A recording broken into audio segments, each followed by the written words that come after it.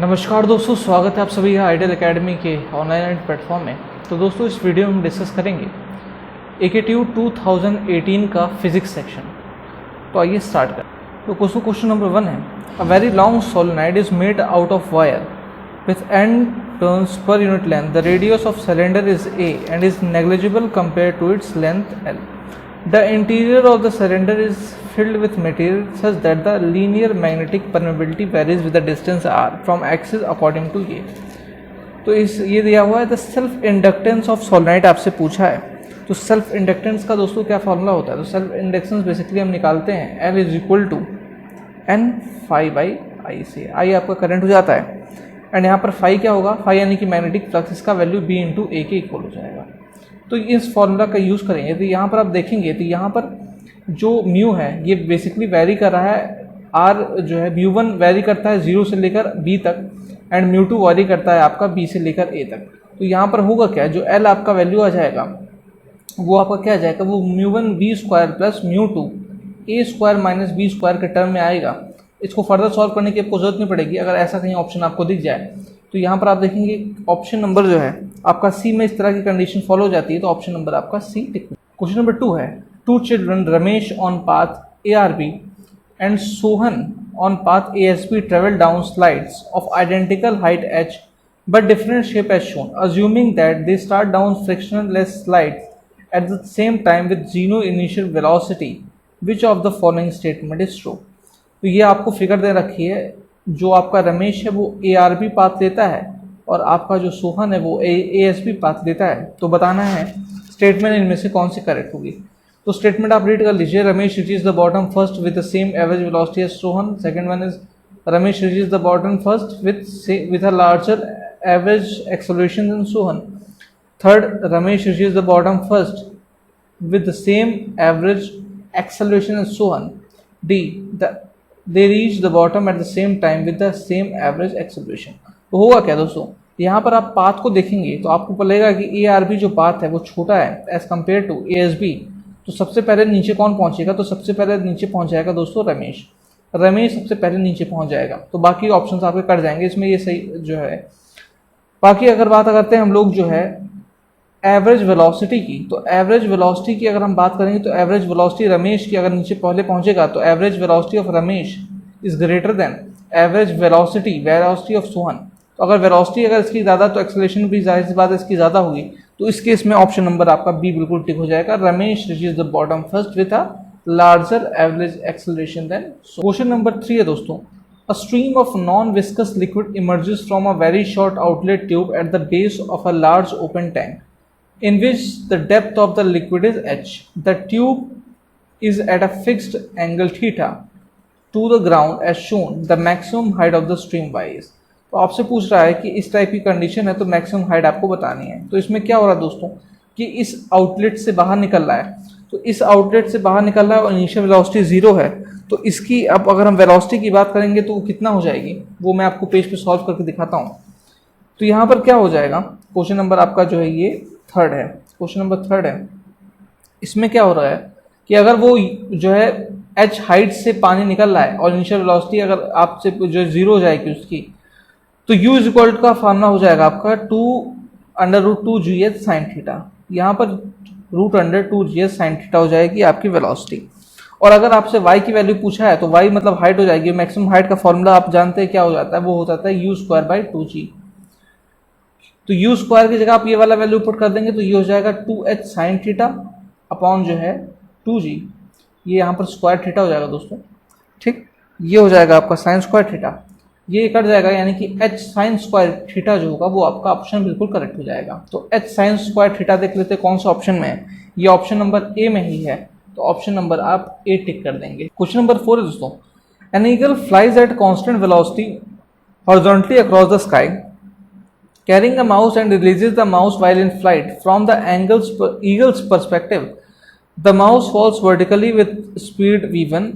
From an observer on the ground perspective, the mouse falls at an angle with a speed v2. What is the speed of the eagle with respect to observer on the ground? ठीक, तो इसको हम लोग इसका diagram बनाते हैं। Question number हम 4 को देखते हैं। तो इसमें क्या है कि ईगल मान लीजिए आपका इस डायरेक्शन में जा रहा है, तो ये हो गई आपकी वेलोसिटी ऑफ ईगल। और इसके रिस्पेक्ट में माउस इस तरह से गिर रहा है तो ये हो जाएगा आपका v1। ऑब्जर्वर के रिस्पेक्ट में माउस जो होगा वो इस तरह से v2 के रिस्पेक्ट में गिर जाएगा, तो यहाँ पर उसके रिस्पेक्ट में एवरेज वेलोसिटी कितनी हो जाएगी, तो वो हो जाएगी आपकी, आप देख पाएंगे फिगर से, वो आपकी हो जाएगी रूट अंडर जो है v2 square minus v1 square. तो root under v2 square minus v1 square वाला जो ऑप्शन है वो है ऑप्शन नंबर आपका डी। तो ऑप्शन नंबर आपका जो है डी करेक्ट हो जाएगा, ऑप्शन नंबर आप डी टिक कर। अगला क्वेश्चन देखते हैं दोस्तों, क्वेश्चन नंबर 5 है the diffraction patterns of single slit in shown in figure, the point at which the path difference of the extreme rays is two wavelength is. तो आपसे पूछा है पाथ डिफरेंस इसमें से मिनिमम किस पॉइंट पर होगा। ठीक, तो इसको अगर हम देखेंगे दोस्तों, तो इस क्वेश्चन को कैसे सॉल्व करेंगे, इसको इस तरह की सॉल्व करेंगे दोस्तों। क्वेश्चन नंबर 5 में हम जानते हैं कि जो डी हो जाएगा चेंज इन डिस्प्लेसमेंट, इसका वैल्यू होता है एम लैम्डा। यहाँ पर जो एम का वैल्यू होता है ये 1 2 3 करके ऐसे करके वैरी करता है। अगर हम सेकंड मिनिमम की बात करेंगे तो सेकंड मिनिमम आपका जो होगा वो m इज इक्वल टू 2 होगा। तो सेकंड मिनिमम किस पॉइंट पर हो रहा है, दूसरे पॉइंट पर हो रहा है। तो अब इस फिगर को देखते हैं, इस फिगर में सेकंड मिनिमम किस पॉइंट पर हो रहा है, तो आप देखेंगे इस तीनों पॉइंट पे तो मैक्सिमम है, सेकंड मिनिमम आपका पॉइंट नंबर 5 पर हो रहा है, तो पॉइंट नंबर 5 आपका आंसर हो जाएगा, ऑप्शन नंबर इसमें आप डी टिक कर देंगे। क्वेश्चन नंबर 6 है which frequency produces a sound that can be heard by a person. कौन सी फ्रीक्वेंसी जो है कोई इंसान सुन सकता है, तो हम जानते हैं वो 20 हर्ट्ज से लेकर 20,000 हर्ट्ज तक सुन सकता है। तो 20 हर्ट्ज से लेकर 20,000 हर्ट्ज तक वो सुन सकता है। तो इसके बीच में जो फ्रीक्वेंसी लाई करेगी वो हियरेबल होगी, तो कौन सी लाई करेगी, 2 किलोहर्ट्ज। तो ऑप्शन नंबर आप सी टिक कर देंगे। क्वेश्चन नंबर 7 दोस्तों, light from sun passing through a prism and a spectrum is produce on screen, a thermometer placed at point x shows the temperature increases. For the given diagram, which type of radiation causes its temperature increase? Select the most appropriate option. ये आपको diagram बना हुआ है, इसमें आपको बताना है कि कौन सा रेडिएशन है जिसकी वजह से आपका टेम्परेचर बढ़ेगा। तो मैं आपको बता दूं दोस्तों, जो आपका इंफ्रारेड रेडिएशन आएगा, इंफ्रारेड रेडिएशन IR रेडिएशन, इसकी वजह से जो है वो टेम्परेचर आपका इंक्रीज करेगा। तो इंफ्रारेड रे वाला ऑप्शन आपका करेक्ट हो जाएगा, ऑप्शन नंबर आप ए। क्वेश्चन नंबर 8 है दोस्तों, light has wavelength 600 nanometer in free space, it passes into glass which has a index of refraction 1.5, the frequency of light inside the glass आपसे पूछा हुआ है। फ्रीक्वेंसी ऑफ लाइट आप कैसे निकालेंगे, तो frequency is equal to formula होता है c बाय लैम्डा। डायरेक्टली हम फॉर्मूला यूज करेंगे और इसका वैल्यू फाइंड कर लेंगे। यहाँ ध्यान देने वाली बात क्या है कि जो फ्रीक्वेंसी होती है वो कांस्टेंट हो जाती है, तो कोई फर्क नहीं पड़ेगा। इस फॉर्मूला का डायरेक्टली आप यूज करेंगे, ऑप्शन नंबर आपका इस केस में ए टिक हो जाएगा। क्वेश्चन नंबर 9 है, 2 SHMs are represented by equations 1 is equal to 20 sin 5 pi t plus pi by 4, x2 is equal to 10 sin 5 pi t plus root under 3 cos 5 pi theta. The ratio of amplitude of two motion is. अब इस question को कैसे solve करेंगे मैं आपको बताता हूँ दोस्तों। इस क्वेश्चन को सॉल्व करने के लिए हम क्या करेंगे, इसको हम डायरेक्टली जो है कंपेयर करा देंगे स्टैंडर्ड इक्वेशन से। तो स्टैंडर्ड इक्वेशन क्या होती है, वो होती है y is equal to a sin omega t minus 5। इससे आप डायरेक्टली कंपेयर करा देंगे। तो फर्स्ट केस को आप कंपेयर कराएंगे तो a1 का जो वैल्यू आएगा दोस्तों वो आ जाएगा आपका 20। a1 का वैल्यू आपका जो है वो 20 आ जाएगा डायरेक्ट कंपैरिजन से। जब आप a2 निकाले जाएंगे तो यहाँ पर क्या होगा कि यहाँ पर साइन कॉस दोनों में, इसको आप डायरेक्टली साइन में कन्वर्ट करने की कोशिश करेंगे एंड फिर इसको आपको फर्दर सॉल्व करना पड़ेगा।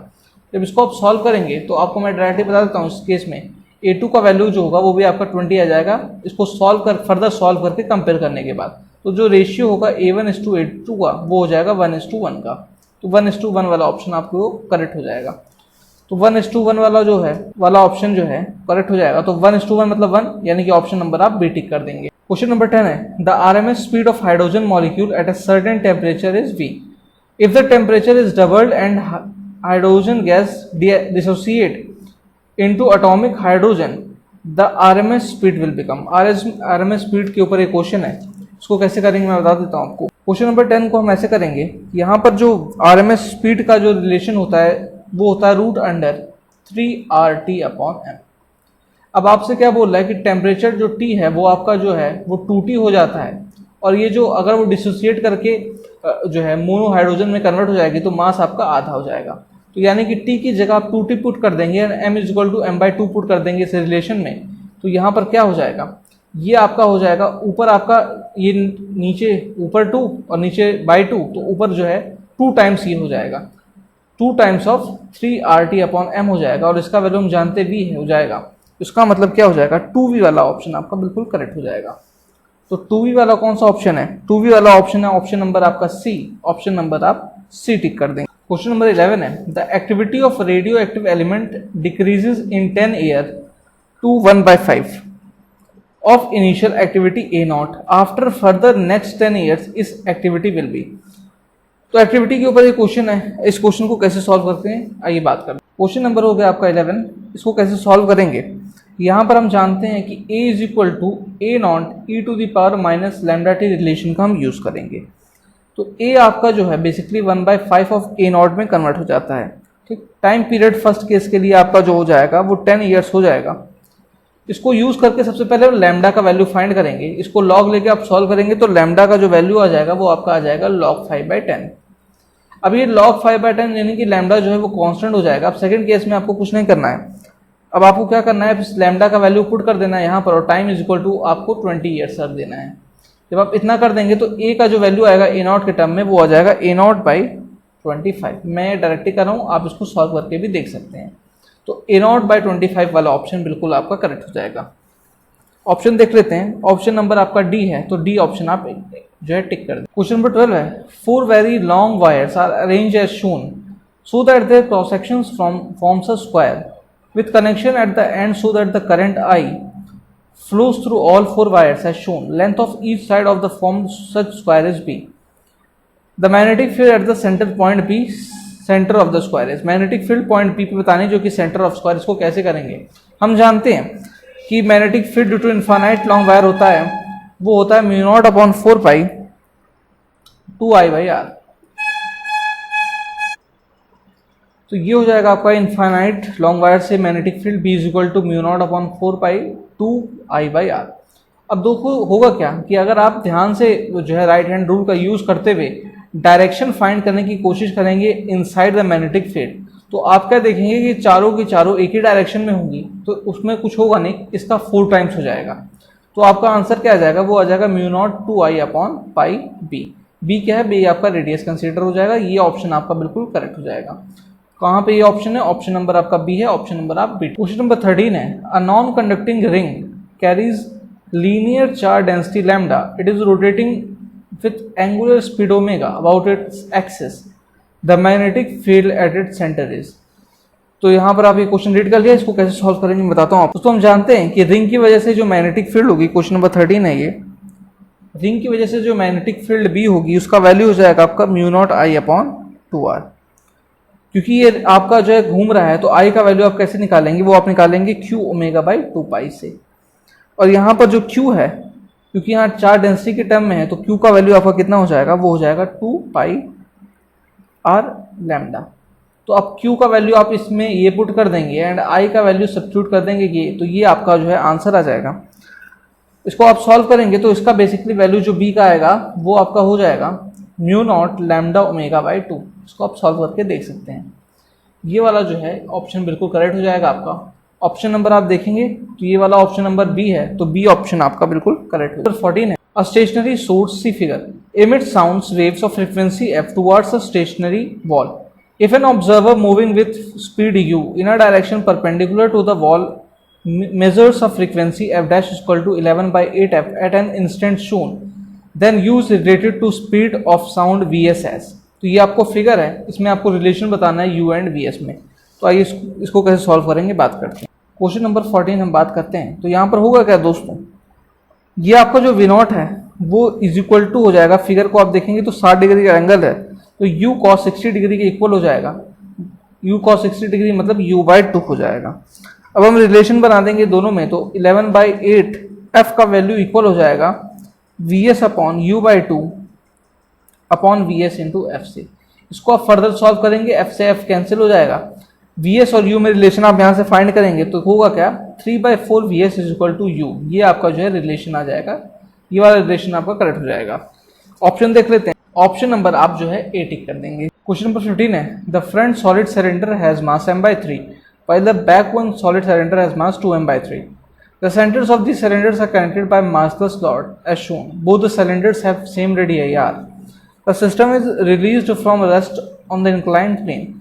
The surrenders roll down the speed of the rod after the system descending a vertical height H. Speed of the rod आपसे पूछा हुआ है, इसके लिए हम डायरेक्टली फॉर्मूला यूज करते हैं। मैं आपको इस क्वेश्चन में डायरेक्टली आंसर बता देता हूँ। ऑप्शन नंबर आपका बिल्कुल इसमें सी टिक हो जाएगा। अगर क्वेश्चन दोस्तों इस क्वेश्चन में आपको कोई परेशानी आए तो आप हमारे टेलीग्राम चैनल पे भेज सकते हैं। टेलीग्राम का लिंक मैं डिस्क्रिप्शन में डाल रहा हूँ। ये डायरेक्टली फॉर्मूला यूज करके आप आंसर पा सकते हैं। क्वेश्चन नंबर 16 है दोस्तों, suppose a particle of mass m moving with potential energy U equal to kx square by 2 plus a to the power ax square has velocity va when its position is x is equal to a. Here k, a and alpha are constant. The particle which will be able to pass the origin f. ये दोस्तों repeated question है, इसको मैंने पहले भी solve करके आपको answer बताया था। इस क्वेश्चन में यहाँ पर मैं आपको डायरेक्टली आंसर बता दूंगा। इसमें आपका ऑप्शन नंबर बी बिल्कुल टिक हो जाएगा। अगला क्वेश्चन दोस्तों क्वेश्चन नंबर 17, ये भी रिपीटेड क्वेश्चन है। इसमें इसको मैं रीड करके आपको डायरेक्ट आंसर बताता हूँ। इस केस में भी the rectangular wire loop with length a and width b lies in the xy plane as shown. Within the loop there is a time dependent magnetic field given by here c and omega are constant. The magnitude of EMF induced with the loop as shown as a function of time is. तो as a function of time इसको value find करेंगे तो आपका जो है a b square c by 2 omega cos omega t के term में आ जाएगा। ये वाला ऑप्शन बिल्कुल आपका करेक्ट हो जाएगा। ऑप्शन नंबर आप ए टिक कर देंगे। दोस्तों अगर रिपीटेड क्वेश्चन में भी अगर कोई आपको प्रॉब्लम है तो आप हमारे टेलीग्राम चैनल पर भेज सकते हैं, वहीं पर आपको सॉल्यूशन प्रोवाइड कर दिया जाएगा। टेलीग्राम का लिंक मैं डिस्क्रिप्शन में डाल रहा हूँ। क्वेश्चन नंबर 18 है दोस्तों, a tennis ball with small mass m2 sits on the tops of a basketball with large mass m1. The bottom of the basketball is at height h above the ground and the bottom of the tennis ball is at height h plus d above the ground.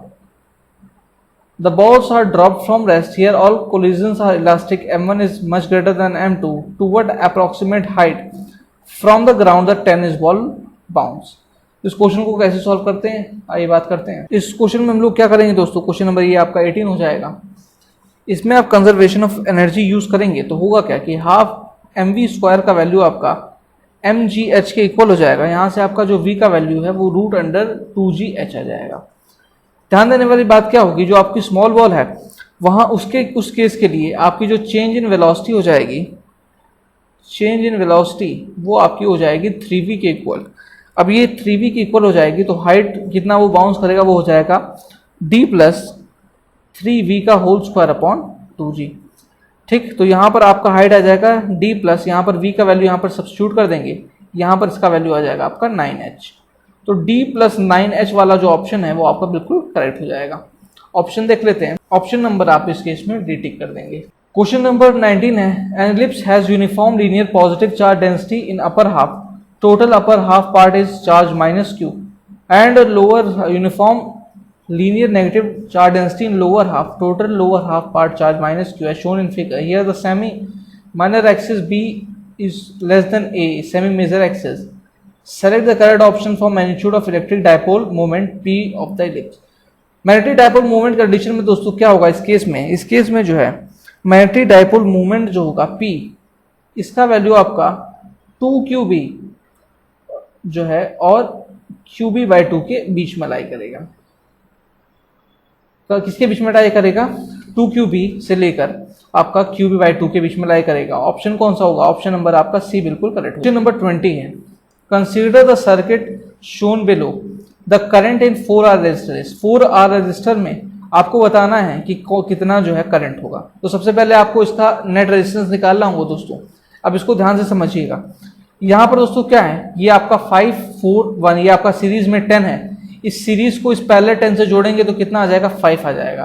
तो ये 5 फिर 8 5 3 2 फिर ये 10 हो गया, फिर 10 ये जो है 10 से फिर पैरेलल में होगा तो ये फिर 5 आ गया।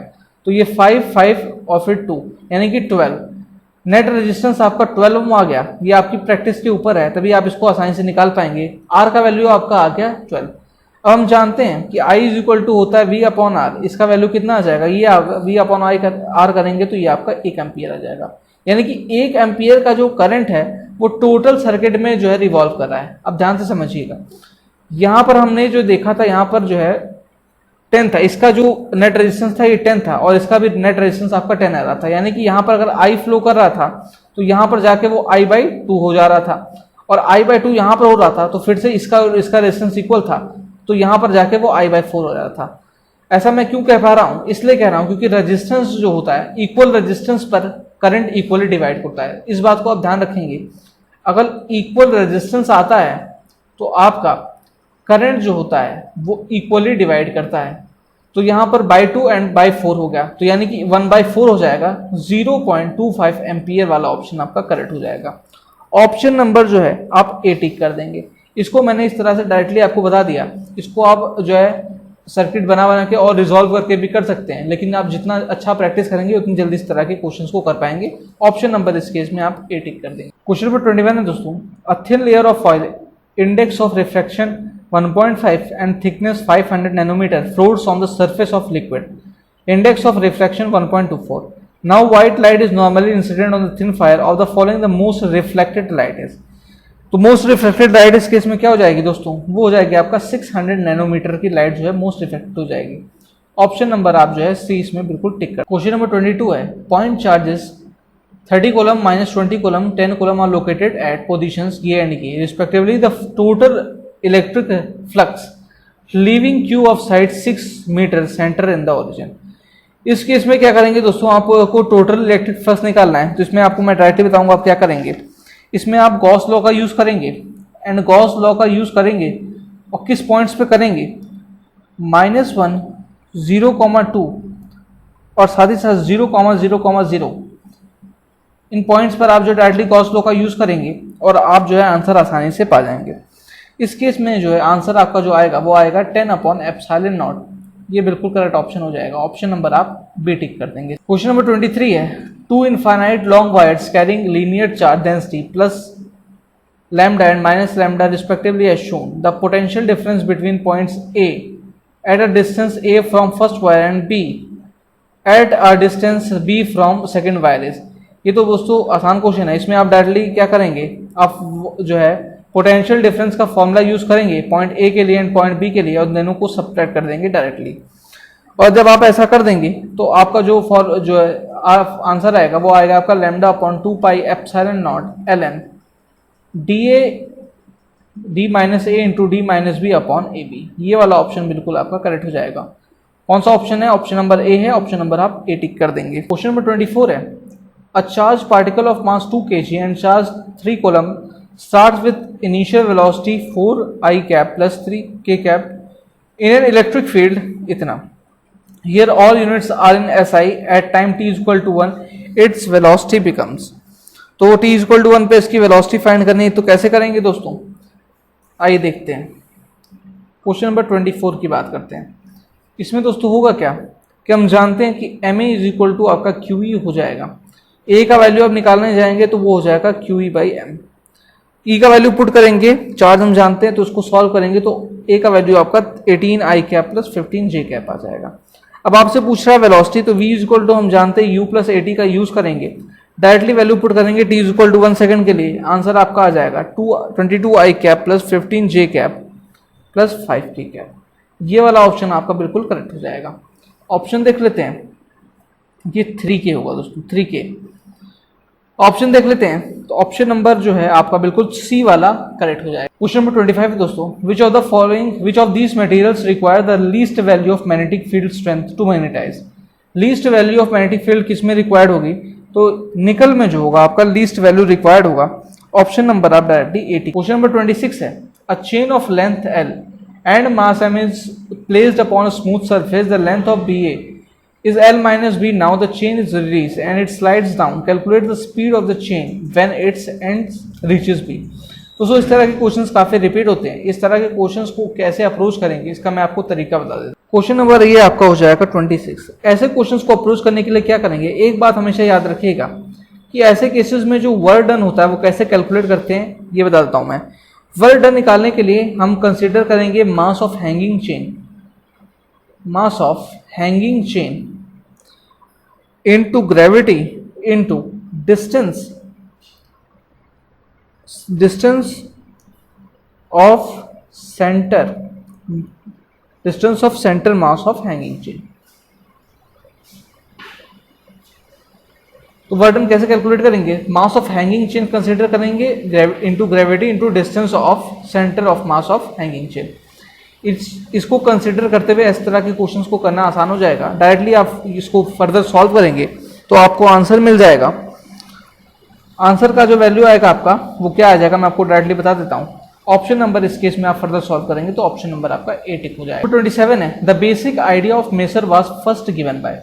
बेसिक आइडिया ऑफ मेजर किसने दिया था, तो मेजर का जो बेसिक आइडिया था वो टॉन्स ने दिया था, तो ऑप्शन नंबर इस केस में आपका सी टिक हो जाएगा। अगला क्वेश्चन है question number 28, the average value of rotational kinetic energy of 1 mole of oxygen gas at temperature T will be. Average value of rotational kinetic energy आपसे पूछा है, तो मैं आपको बता देता हूँ हम लोग इसको कैसे कैलकुलेट करेंगे। क्वेश्चन नंबर आपका ये हो जाएगा 28। एवरेज काइनेटिक एनर्जी का जो फॉर्मूला होता है F/2 इंटू RT जो होता है, यही होता है एवरेज काइनेटिक एनर्जी का फॉर्मूला। के मतलब काइनेटिक एनर्जी, ए भी मतलब एवरेज। यहाँ पर F क्या है, F आपका जो है फ्रेंडमनेस होता है, लेकिन इस केस में आप कंसिडर करेंगे तो यहाँ पर बात हो रही है जो है ऑक्सीजन मॉलिक्यूल की, तो ऑक्सीजन मॉलिक्यूल को कंसिडर करेंगे तो यहाँ पर रैंडमनेस की वैल्यू पुट करेंगे वो 2 हो जाएगा, 2/2 कट जाएगा, और एवरेज काइनेटिक एनर्जी जो होगी उसकी वैल्यू आपकी R इंटू टी के इक्वल हो जाएगी। तो ऑक्सीजन के केस में ये वैल्यू हो जाएगी R इंटू टी के इक्वल। ऑप्शन देख लेते हैं, ऑप्शन नंबर इस केस में जो है आपका ए टिक हो जाएगा। नंबर 29 है, if the coefficient of static friction between shoes of a runner and the track is 0.85, the great acceleration that can be generated by the runner is, here G is the acceleration due to gravity। तो G के term में आपको answer मांग रहा है, तो हम करेंगे क्या दोस्तों इस केस में, क्वेश्चन नंबर 29 को कैसे सॉल्व करेंगे। क्वेश्चन नंबर 29 के केस में ma का जो वैल्यू है, तो यहाँ पर क्या होगा दोस्तों, ma का जो वैल्यू है वो आपका म्यू mg के इक्वल हो जाएगा। यहाँ से आप m से m काट देंगे, a का जो वैल्यू है वो म्यू इंटू जी के इक्वल हो जाएगा। म्यू का वैल्यू आपको गिवन है 0.85, तो 0.85 जी हो जाएगा। एक्सेलरेशन का वैल्यू आपका इतना आ जाएगा। ऑप्शन देख लेते, ऑप्शन नंबर इस केस में आपका सी बिल्कुल टिक। क्वेश्चन नंबर 30 है, 2 planets each having mass m revolving around a stationary star of mass capital M in a circle of radius r, the 2 planets are always on opposite sides of the star, that is they are diametrically opposite and always having separation 2r, the orbital time period is given इतना। m dash का value आपको पूछा हुआ है, तो m dash का value आप directly निकालेंगे, ये m का सम हो जाएगा और ये m/4 हो जाएगा, तो यानी कि m डैश का वैल्यू आपका कैपिटल M प्लस m/4 के इक्वल हो जाएगा। ऑप्शन नंबर इस केस में आप डी टिक कर देंगे। क्वेश्चन नंबर 31 है, an infinite number of capacitors 2 microfarad 4 microfarad 8 16 and so on to infinite are connected in series, the equivalent capacitance of the system is. Equivalent capacitance आपसे पूछ रखा है, तो दोस्तों आप देखेंगे क्या, कैपेसिटर्स को अगर आप यहाँ पर सीरीज में करंट करेंगे तो वो इन्वर्स होकर ऐड होता है, तो बेसिकली होगा क्या, मैं आपको बताता हूँ। इस केस में जब इन्वर्स होकर कैपेसिटेंस ऐड होगा तो 1/c आपका नेट कैपेसिटेंस अगर आप रेट कर लेते हैं तो हुआ क्या कि 1/2 प्लस 1/4 प्लस 1/6 प्लस ऐसे से करके इन्फाइनाइट तक, ये आपका 1/8 है, सॉरी 1/2 1/4 1/8 1/16 एंड सो ऑन। अगर आप ध्यान से इसको देखेंगे तो ये आपका जीपी सीरीज बन रहा है, जीपी सीरीज यानी कि ज्योमेट्रिक प्रोग्रेशन आपका बन रहा है। इस केस में आप 1/c आप डायरेक्टली फॉर्मूला यूज कर सकते हैं इसका नेट कैलकुलेट करने के लिए। वो क्या होता है, वो होता है आपका a/1 minus are. a/1 minus are इसका सम का फॉर्मूला होता है, ये यूज करेंगे तो a is equal to 1/2 and r जो है ये आपका 1/2 के इक्वल है, तो ये हो जाएगा 1/2। यहाँ से आप इसको सॉल्व करेंगे तो यहाँ पर आपका 1/c का वैल्यू 1 आ जाएगा, तो c का वैल्यू कितना आ जाएगा, ये हो जाएगा 1, यानी कि 1 माइक्रोफैरेड जो होगा नेट कैपेसिटेंस, ये हो जाएगा आपका आंसर। ऑप्शन देख लेते, ऑप्शन नंबर आपका इस केस में डी टिक हो जाएगा। क्वेश्चन नंबर 32 है, a motion described by y is equal to 4 e⁻x into e⁻−5t where y x are in meter and t is in second. तो यहाँ पर आपको ये बताना है, तो यहाँ अगर देखेंगे इस क्वेश्चन को कैसे करेंगे। क्वेश्चन नंबर 32 में इसको आप डिफरेंशिएट करेंगे y को t के रिस्पेक्ट में, इसको डायरेक्टली इसको इतना आप डिफरेंशिएट कर देंगे तो क्या हो जाएगा, वैल्यू आपकी आ जाएगी -5 4 e⁻x e⁻−5/t, ये हो जाएगी इसकी वैल्यू। अगर आप ध्यान से देखेंगे तो प्रोग्रेशन आपका जो है x डायरेक्शन में पॉजिटिव डायरेक्शन में हो जाएगा, और जो है प्रोपगेशन आपका +x में हो जाएगा, और स्पीड हो जाएगी आपकी 5 मीटर पर सेकेंड। तो ये जो कंडीशन यहाँ पर फॉलो होगी, ये ऑप्शन आपका टिक हो जाएगा। इस केस में आपका ऑप्शन नंबर जो है बी बिल्कुल करेक्ट बैठ जाएगा, ऑप्शन नंबर आप बी। क्वेश्चन नंबर 33 है, A ray of light is incident on the plane mirror at rest. The mirror starts turning at a uniform acceleration of pi radian per second square. The reflected ray at the end of 1/4 seconds must have turned through. 1/4 seconds में कितना turn होगा ये आपको बताना है। कैसे बताएंगे? इसमें दोस्तों हम फॉर्मूला यूज करेंगे। कौन सा फॉर्मूला यूज करेंगे? क्वेश्चन नंबर 33 में हम कौन सा फॉर्मूला यूज करेंगे? इसमें होगा क्या कि angle turn by ray will be equal to twice of angle of displacement. इस फॉर्मूला को आप ध्यान में रखेंगे एंड इसका यूज करेंगे। इसका वैल्यू क्या हो जाएगा? ये हो जाएगा आपका 2 इंटू 1/2 पाई 1/4 का होल स्क्वायर। इसको आप फर्दर सॉल्व करेंगे पाई का वैल्यू वगैरह पुट करके, तो इसका वैल्यू आपका 11.25 जो है डिग्री आ जाएगा। 11.25 डिग्री आ जाएगा तो 11.25 वाला ऑप्शन देख लेते हैं। ऑप्शन नंबर आपका इस केस में बिल्कुल डी करेक्ट हो जाएगा। क्वेश्चन नंबर 34 है, in NPN transistor circuit the collector current is 20 mA if 90% of the electron emitted reach the collector then the 90% खाली इलेक्ट्रॉन्स आपका कलेक्टर रीच करें तो क्या होगा? इस क्वेश्चन को भी देख लेते हैं। क्वेश्चन नंबर 34 में अगर 90% रीच करेंगे तो 0 point current of elector will be equal to current of collector. Current of elector आपने कैलकुलेट करेंगे तो ये हो जाएगा 22 mA एंड यहाँ पर जो है आपका जो है कलेक्टर का करंट पहले से ही 20 mA दे रखा है। अगर आप बेसिक करंट की बात करेंगे तो ये हो जाएगा IE माइनस IC यानी कि 2 mA। ठीक, 2 mA वाला ऑप्शन बिल्कुल आपका बिल्कुल करेक्ट हो जाएगा। तो 2 mA वाला कौन सा ऑप्शन है? तो base current will be about 2 mA यानी कि ऑप्शन नंबर आप सी टिक कर। क्वेश्चन नंबर 35 है, a wheel of radius 2 metre rolls on the ground with uniform velocity 4 metre per second. The relative acceleration of the topmost point of the wheel with respect to bottommost point is. Relative acceleration आपसे पूछा है तो आप कैसे calculate करेंगे? इस question में दोस्तों कुछ नहीं करना, आप डायरेक्टली फॉर्मूला यूज कर सकते हैं जो है 2v² अपॉन r का। रिलेटिव पूछा है तो 2v² अपॉन r का फॉर्मूला यूज करेंगे। v का वैल्यू पुट कर देंगे, r का वैल्यू पुट कर देंगे, डायरेक्टली आपका आंसर आ जाएगा 16 metre per second square. 16 metre per second square वाला जो है आपका ऑप्शन बिल्कुल करेक्ट हो जाएगा। ऑप्शन नंबर इस केस में आप बेटिक कर देंगे। क्वेश्चन नंबर 36 है, a stone is release from an aeroplane which is rising with upward acceleration of 5 metre per second which is rising here g is equal to इतना 2 seconds after the release separation between the stone and aeroplane will be. तो 2 second बाद दोस्तों क्या होगा? तो यहाँ पर ध्यान देने वाली बात क्या है कि एरोप्लेन आपका राइज कर रहा है, तो 2 सेकंड बाद आपको सबसे पहले कैलकुलेट करना पड़ेगा कि एरोप्लेन कितना राइज किया एंड साथ ही साथ आपको कैलकुलेट करना पड़ेगा कि 2 सेकंड में कितना आपका स्टोन नीचे आया। तो ऊपर नीचे दोनों जो आएगा उसको सम कर देंगे, आपका आंसर आ जाएगा। तो फर्स्ट केस को कंसिडर करेंगे। क्वेश्चन नंबर 36 में अगर जो है सबसे पहले हम बात करेंगे एरोप्लेन की राइज करने की, तो उसके लिए हम डायरेक्टली फॉर्मूला यूज करेंगे 1/2 5 इंटू 2 का स्क्वायर। इसका वैल्यू आप सॉल्व करेंगे तो 10 मीटर आ जाएगा। स्टोन कितना नीचे का इसको यूज करेंगे, इसके लिए भी सेम फॉर्मूला यूज करेंगे 1/2 इंटू 10 इंटू 2 का स्क्वायर 2 सेकंड में। तो 2 सेकंड में कितना नीचे जाएगा? 20 मीटर नीचे चला जाएगा। अगर आप सेपरेशन की बात करेंगे तो इन दोनों के डिस्टेंस को ऐड करेंगे ए प्लस स्टोन की, तो सेपरेशन आपका आ जाएगा टोटल 30 मीटर का। तो यानी कि 30 मीटर वाला ऑप्शन बिल्कुल आपका करेक्ट हो जाएगा। ऑप्शन देख लेते हैं, 30 मीटर वाला ऑप्शन नंबर सी है, तो सी ऑप्शन आपका बिल्कुल करेक्ट हो जाएगा। तो 37 है, a solid body rotates an angle theta with about a stationary axis according to the law theta is equal to 60 minus 2t cube. What is the mean value of angular velocity over the time intervals between t is equal to 0 and the time when the body comes to rest? तो ये आपको बताना है। अब दोस्तों इस question को कैसे सॉल्व करेंगे? यहाँ पर दोस्तों होगा क्या, क्वेश्चन नंबर ये हो जाएगा आपका 37। इसमें होगा क्या, आप इसको ओमेगा को पहले निकाल लेंगे D theta by D T करके। यहाँ पर इसको सॉल्व करेंगे तो 60 माइनस टी स्क्वायर हो जाएगा। इसको 0 के इक्वल पुट करके टी का वैल्यू आप 1 सेकेंड निकाल लेंगे। अब यहाँ पर थीटा टी का वैल्यू निकालेंगे तो theta 1 minus theta T upon T minus 1 इस फॉर्मूला का यूज करेंगे एंड इसको फर्दर सॉल्व करेंगे तो आपका आंसर आ जाएगा 4 रेडियन पर सेकेंड। 4 रेडियन पर सेकेंड वाला ऑप्शन बिल्कुल आपका करेक्ट हो जाएगा। ऑप्शन देख लेते हैं, 4 रेडियन पर सेकेंड वाला ऑप्शन नंबर डी है, तो ऑप्शन नंबर आप डी टिक कर देंगे इस केस में। अगला क्वेश्चन है question number 38, for sodium light two yellow lines occur at λ1 and λ2 wavelengths if the mean of the two is इतना and λ1 minus λ2 is इतना, then the approximate energy difference between the two levels corresponding to λ1 and λ2।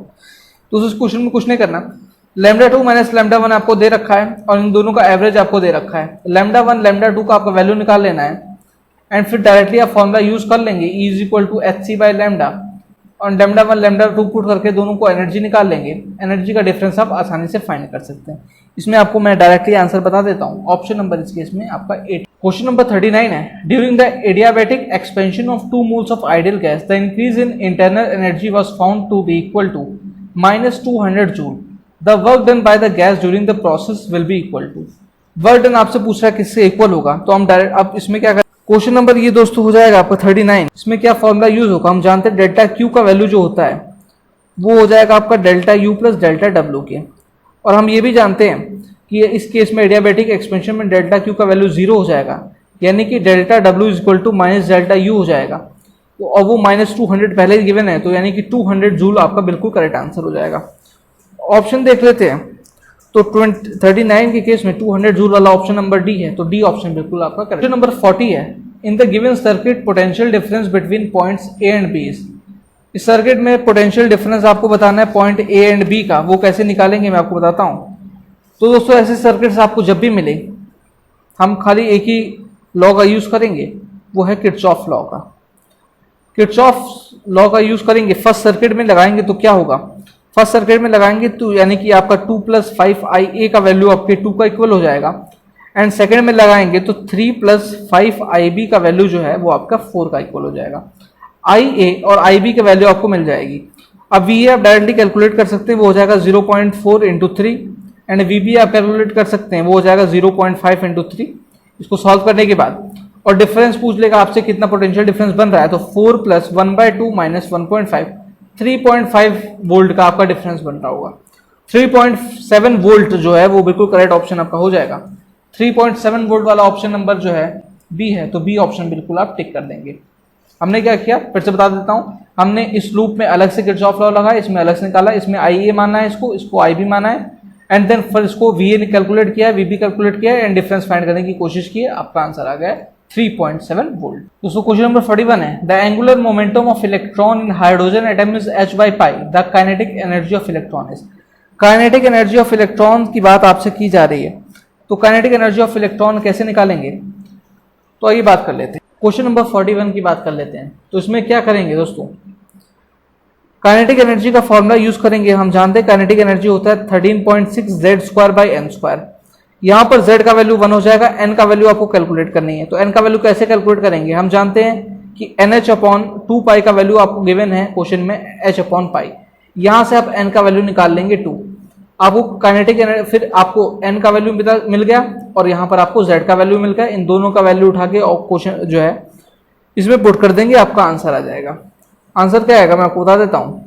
41 के case में आपका answer number B बिल्कुल correct हो जाएगा। Option number आप B tick कर दीजिए। नंबर 42 है, which of the following is not the unit of surface tension. इनमें से कौन सी सरफेस टेंशन की यूनिट नहीं है, तो सरफेस टेंशन की यूनिट कौन सी नहीं होगी दोस्तों, वॉट पर मीटर जो है ये आपकी यूनिट नहीं होती। ऑप्शन नंबर आपका डी टिक हो जाएगा इसके। क्वेश्चन नंबर 43 है, a disc of radius r and mass m is equilibrium at position number D. ये दोस्तों रिपीटेड क्वेश्चन है। On the smooth inclined planes, and ये इसको क्वेश्चन को इसका मैं आपको डायरेक्टली आंसर बता देता हूँ। ये रिपीटेड क्वेश्चन है। इस केस में जो है आंसर आएगा वो आपका आता है mg/k - d × cos θ। ये ऑप्शन जो होगा ये आपका बिल्कुल करेक्ट हो जाएगा। ऑप्शन नंबर इस केस में ए है, तो ऑप्शन नंबर आप ए टिक कर देंगे। दोस्तों अगर रिपीटेड क्वेश्चंस में आपको कुछ प्रॉब्लम आएगी तो आप हमें हमारे टेलीग्राम चैनल पे भेज सकते हैं, हम आपको वहीं पे आप सॉल्यूशन प्रोवाइड करें। क्वेश्चन नंबर दोस्तों 44 है, 1 milligram of matter converted to energy will have. तो 1 मिलीग्राम मैटर को अगर एनर्जी में कन्वर्ट करेंगे तो कितनी एनर्जी रिलीज होगी, तो मैं आपको दोस्तों बता दूं इसको कैसे करेंगे। 44 में हम इसमें होगा क्या कि 1 kg जो मैटर होता है वो आपका 9 × 10⁻16 जूल एनर्जी देता है। कितना देता है, 1 kg is equal to 9 × 10⁻16 joule energy. अब इस केस में क्या होगा, आपका 1 मिलीग्राम में आपसे पूछ रहा है तो आप 10⁻6 से डिवाइड कर देंगे तो आंसर आ जाएगा आपका 9 × 10⁻10 जूल। 9 × 10⁻10 जूल वाला ऑप्शन बिल्कुल आपका करेक्ट हो जाएगा। यानी कि ऑप्शन नंबर इस केस में बिल्कुल आप सी टिक कर दें। क्वेश्चन नंबर आपका दोस्तों 45 है। आपसे पूछ रहा है कि an object of mass 10 kg falls from rest through a vertical height of 10 metre and requires a velocity of इतना, the work done by the push of the air on the object is. Push of the air से आपसे पूछ रहा है कितना जो है energy use होगा, कितना वर्क डन होगा।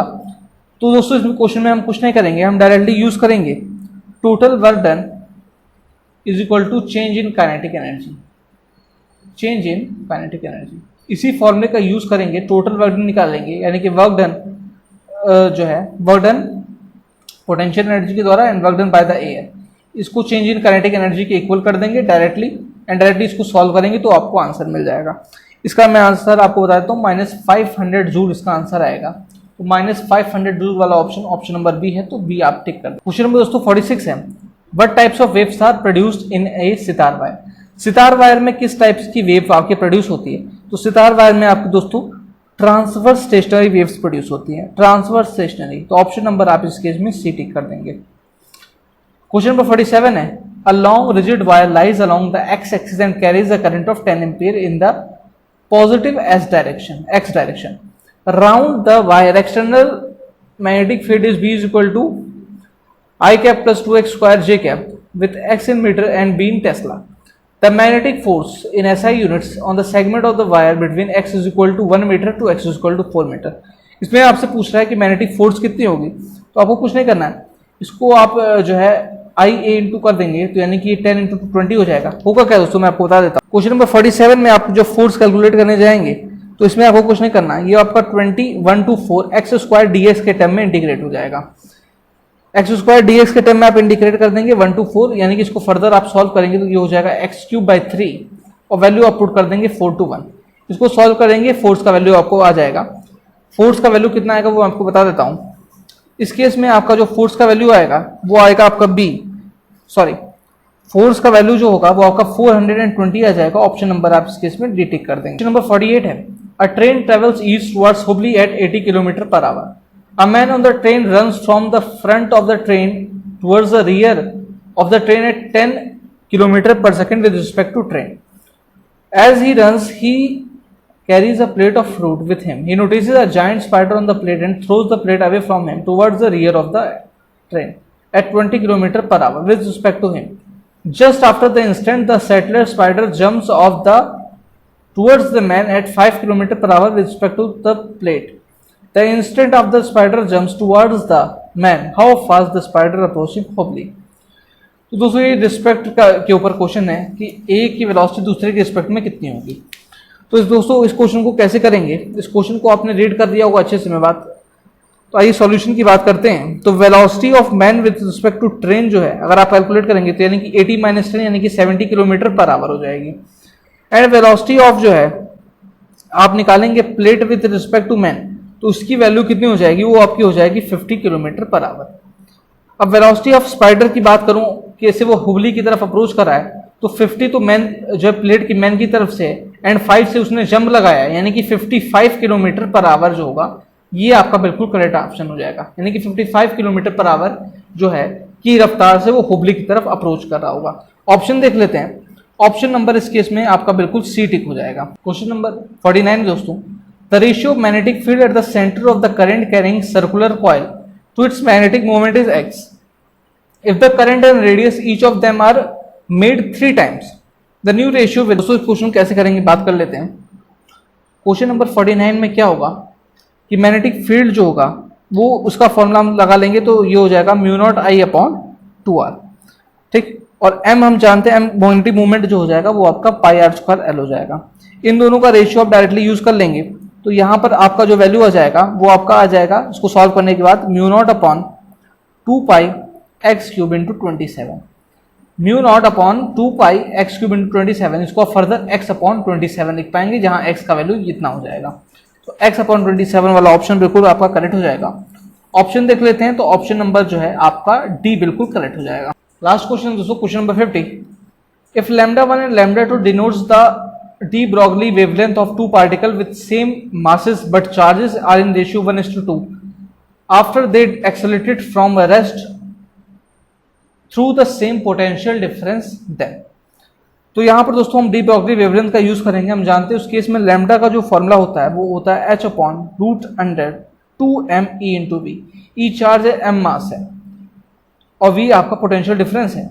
इस पे आप डायरेक्टली पुट करेंगे λ1 एंड λ2 एंड फिर आप रेशियो लेके सॉल्व करेंगे तो आप देखेंगे λ1 का वैल्यू जो है वो √2 टाइम्स जो है लैम्डा हो जाएगा। इसका मतलब क्या है कि λ1 का वैल्यू ग्रेटर देन है λ2 से। तो ये वाला ऑप्शन बिल्कुल आपका करेक्ट हो जाएगा। ऑप्शन नंबर इस केस में आप सी टिक कर देंगे। तो दोस्तों आज के वीडियो के लिए इतना ही। अगर वीडियो आपको पसंद आए तो लाइक करें, ज़्यादा से ज़्यादा शेयर करें ताकि हमें और मोटिवेशन मिले ऐसे वीडियो बनाने के लिए। एंड आपको और भी प्रीवियस ईयर के पेपर्स आपका सॉल्यूशन आपको मिल जाएगा। अगर आपको किसी क्वेश्चन के रिगार्डिंग कंफ्यूजन है तो आप हमें हमारे टेलीग्राम के चैनल पर भेज सकते हैं। टेलीग्राम का लिंक मैं डिस्क्रिप्शन में डाल रहा हूँ। इसके अलावा आप हमें इंस्टाग्राम पर भी फॉलो कर सकते हैं। Thank you.